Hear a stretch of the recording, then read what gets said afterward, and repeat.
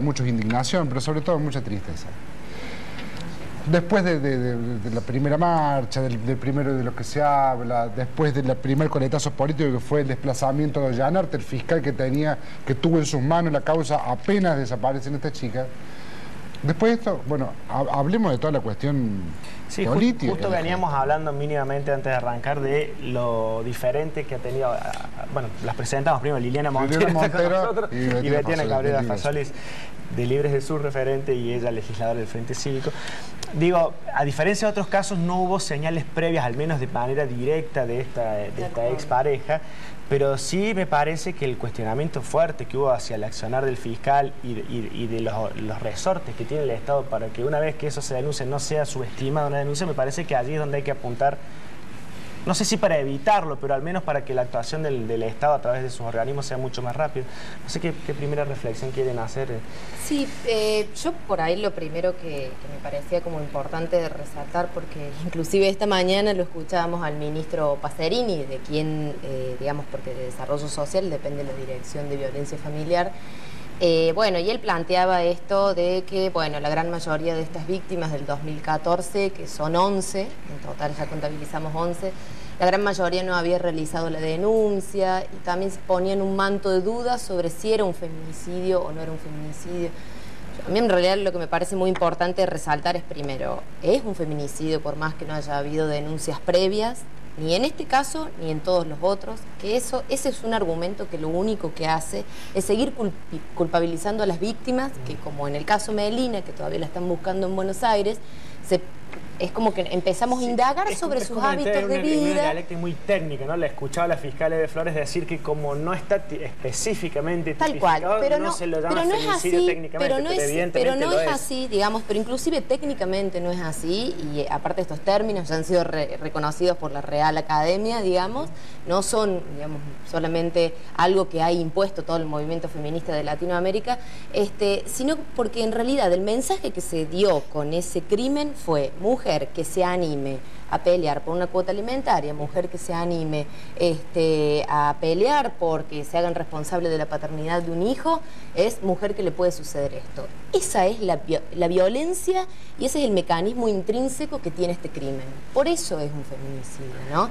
Y por supuesto que es distinto a todos los que veníamos cronicando, veníamos viendo, porque en realidad en hubo muchísima presencia de la familia y todos los cordobeses y las cordobesas nos involucramos mucho en esto que fue la difusión por redes sociales y demás, y difusión de su foto, buscándola. Entonces también nos conmueve porque se visibiliza un poco más. Ahora, el resto de los casos, muchos de ellos, la gran mayoría, ocurren en el interior de Córdoba, ¿no? Donde también hay que discutir la problemática de una forma más integral y local. Sí, a lo mejor también son diferentes las problemáticas, las formas de vida también. De todos modos, digo, la primera discusión hay que zanjarla, que es el tema de si está o no en nuestra legislación el tema del femicidio. Mire, recientemente Naciones Unidas ha aprobado un protocolo para la investigación del tema del femicidio, en donde Argentina ha sido parte. Más de 250 hojas tiene ese escrito en el que va definiendo claramente qué deben hacer los Estados partes frente a la violencia de género, porque la segunda consideración que hay que hacer es que este no es un fenómeno local, esto no es que pasa en Argentina. El tema de la violencia de género hoy atraviesa y ha tenido un incremento significativo en la mayoría de los países del mundo, pero con muchísima incidencia en lo que es Latinoamérica y el Caribe. Digamos, en esto hay una cuestión general que debemos abordar en el contexto de la región. La otra cuestión tiene que ver, creo que este caso también tiene una particularidad, que era la presencia de una niña, digamos, en donde le sumó, digamos, una cuestión central que tiene que ver con la presencia de un menor en esta circunstancia.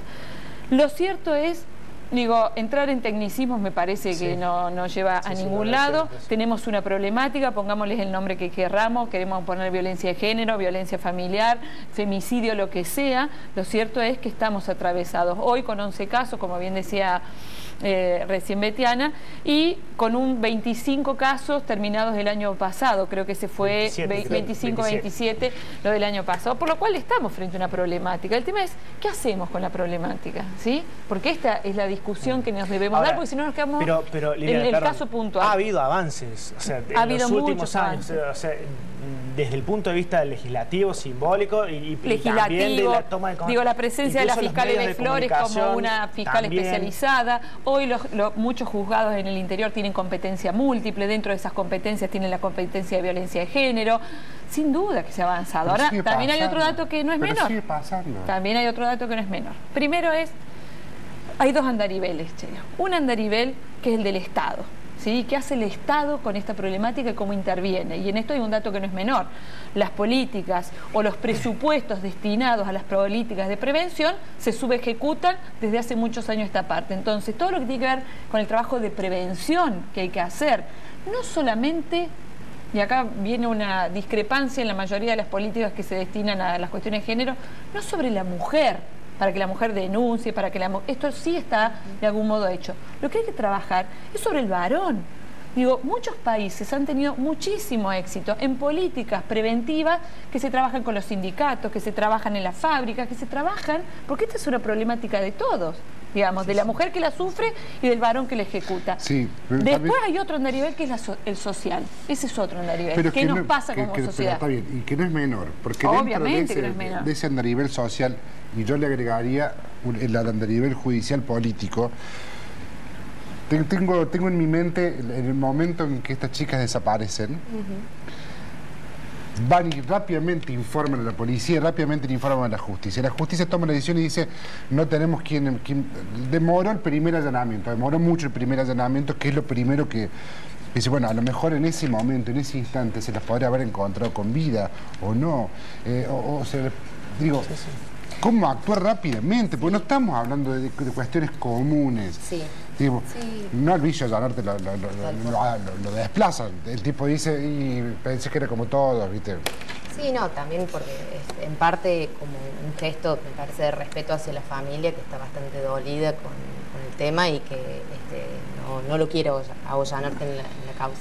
Pero más allá del caso en particular, a mí en realidad me parece por ahí importante discutir esto. ¿Por qué sigue pasando? Porque como bien dice Liliana, en realidad nosotros tenemos leyes, por ejemplo, la ley nacional es una ley de avanzada. La ley provincial también tiene algunas cosas para objetarle, pero en términos generales es una ley muy buena. Es una ley que en realidad nos dice que ya la violencia de género no es del ámbito de lo privado, de lo particular, de lo pasional, de lo íntimo, sino que cualquiera puede denunciar, inclusive nosotros, los trabajadores públicos, tenemos la obligación de hacerlo, ¿no? Ahora, tenemos estas leyes de avanzada, pero la presencia estatal, digamos, nosotros no la vemos y en realidad es lo que más se reclaman en estos casos. Por ejemplo, una parte es lo que bien dice Liliana, la prevención y la promoción. No existe. Nosotros como sociedad, estos casos van a seguir pasando si nosotros como sociedad no empezamos a desnaturalizar un montón de prácticas que todos implementamos, hombres, mujeres, niños, y me animaría a decir gays, trans, lesbianas, todos implementamos por ser parte de esta sociedad machista y patriarcal. Digamos, veámoslo desde lo que utilizamos para vender un producto en la tele, de cuáles son los programas que tienen mayor audiencia, veamos desde los programas, en los canales de televisión, cuál es el rol que le damos a las mujeres, que cuando no es la que dice los espectáculos, es la que dice el clima, veámoslo también en lo que nosotros le decimos acoso callejero y por ahí se plantea como piropo, veámoslo, digamos, en un montón de cosas y que tiene su máxima expresión esta violencia de género en lo que es la violencia física y en lo que es el feminicidio. Ahora, este es un problema de todos y en el cual estamos todos involucrados, hombres y mujeres, todos, ¿no? Tampoco, digamos, si bien la mujer es la que peor la pasa en esta relación de poder, hay una cuestión, también el hombre convengamos que también la pasa mal, digamos. Digo, porque además hay una cuestión que, digo, me parece que estos debates deben ser necesariamente profundos, digamos, porque a nadie le escapa que la sociedad moderna o posmoderna, depende del paradigma, ha tenido un fuerte cambio en el mercado laboral, eso ha implicado un ascenso de la mujer en el mercado laboral y eso ha implicado un desplazamiento en muchas cosas en relación al hombre, digamos, y esto también afecta lo que tiene que ver con la autoestima. Digo, tenemos que dar discusiones serias, ¿no es cierto?, sobre qué es lo que está pasando como sociedad, porque fíjese que muchas de estas cuestiones, Betena hacía referencia al principio, tienen que ver con cuestiones económicas, digamos, cuando la mujer denuncia, cuando deja de denunciar. Cuando hay una dependencia económica muy fuerte, por nosotros planteamos la necesidad de garantizar la asistencia económica por parte del Estado para que la mujer que va a denunciar después no se desdiga de la denuncia porque no quiere al novio, a la pareja, al marido preso porque no tiene quien le sostenga el hogar económicamente. Digo, es un cúmulo de políticas que hay que articular para decir, bueno, a ver cómo trabajamos en verdad en políticas de prevención, asistencia, y coincido con usted, deben modificarse los protocolos frente a situaciones de desaparición de mujeres. No podemos esperar 48 horas, no podemos esperar 24 horas a ver si se fue. Habrá que encontrar un protocolo adecuado que le permita rápidamente a la policía y a la justicia, con una anamnesis, saber si hay posibilidades, si hay factibilidad de que esa mujer se haya ido por sus medios o si hay factibilidad, como en este caso. No nos olvidemos que Paola venía de una disputa por la cuota alimentaria y que venía por una disputa del ADN. En este caso fue grosero porque no es una chica de 15 años y no quiere decir eso que no tengan los mismos derechos, pero digo, no es una adolescente que se fue herido, que se fue en el día de la primavera. Si va con una bebé, no se lleva ni pañal. Se lo digo como profesional, un psicólogo, un perito judicial, en una entrevista de media hora, un buen clínico y tribunales tiene muy buenos peritos, puede determinar en media hora si hay suficiente tela, antecedente y demás para juzgar por qué esta persona podría haber sido por sus medios o no. Y eso le daría en un protocolo mucha más celeridad. Ha habido avance en cuanto a la ley. Lo hemos planteado aquí en cuanto a la cuestión dialéctica y de instalación del tema. Yo recién decía los medios, más allá de lo que todo plantea, que ya no hablemos del crimen pasional, de que la mujer se lo buscó, que incluso los medios legitimaban ese discurso. Tal cual. Está la ley, está todo. Ahora, le falta reacción a la cuestión institucional. No, lo que pasa es que esas leyes carecen de encarnadura, porque por ejemplo, la ley nacional se destina, digamos, el presupuesto, digamos, es el 0,0018% del PBI al órgano de aplicación de esa ley, que es el Consejo Nacional de la Mujer. Ni les cuento el porcentaje que es del programa Fútbol para Todos, ¿no? Digamos, haciendo una comparación en cuanto a la incidencia que tenemos de ambos dos. Por ejemplo, y aquí en Córdoba nos pasa exactamente lo mismo. Se aplica a la Dirección de Violencia Familiar, se aplica un 0,047% del presupuesto provincial, lo cual la verdad se subejecuta. Claro, que aparte se subejecuta. Y esto en realidad nos impide trabajar. Primero nos impide trabajar, lo que primero se elimina de acá es la prevención y la promoción. Nadie habla de eso. Y ahora, y en la asistencia ni siquiera estamos llegando. A nosotros permanentemente, nosotros justo ahora, hace unas semanas, lanzamos una aplicación para smartphone de descarga gratuita, que se llama ¿Qué hacer en casos de violencia de género?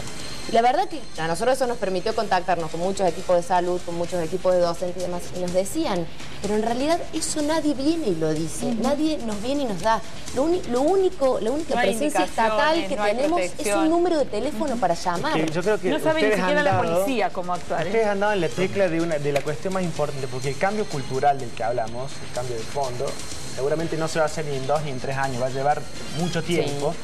Y la plata se destina siempre a paliar las consecuencias una vez ya realizada. Ahora, pasó con la ley de educación sexual, pasa con esto, con todas las cuestiones que requieren tiempo. Uno no ve en la televisión grandes sumas de dinero puestas a la hora de concientizar, de hacer campañas verdaderamente de prevención. Esto que decías vos, apuntar al hombre, no solamente a la mujer, apuntar a los vecinos, a las familias. Sí, apuntar las cuestiones económicas de una mujer que tiene que sostener 7 hijos, 8 hijos y el único ingreso que tiene es del varón. Si un fiscal actúa un poco más rápido que otros, si hubo evidentemente una mala praxis. Pero tiene que ir de la mano, me parece, porque también, como bien decías vos, es una cuestión de generaciones, ¿no? A lo mejor no cambiar la nuestra, esperemos que cambien la de nuestros hijos y hagamos todo para que cambien la de nuestros nietos, pero digo...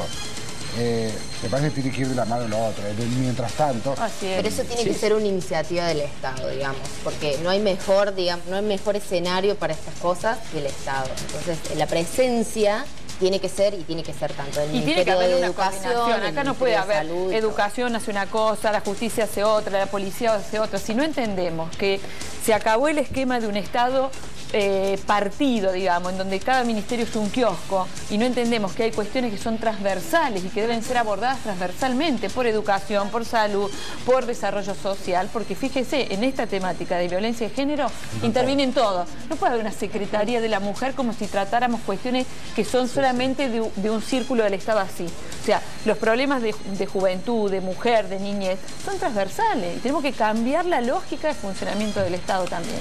A los dos, muchísimas gracias por Es una pequeña aproximación, no es un debate que ya lo vamos a seguir seguramente porque es un tema muy preocupante.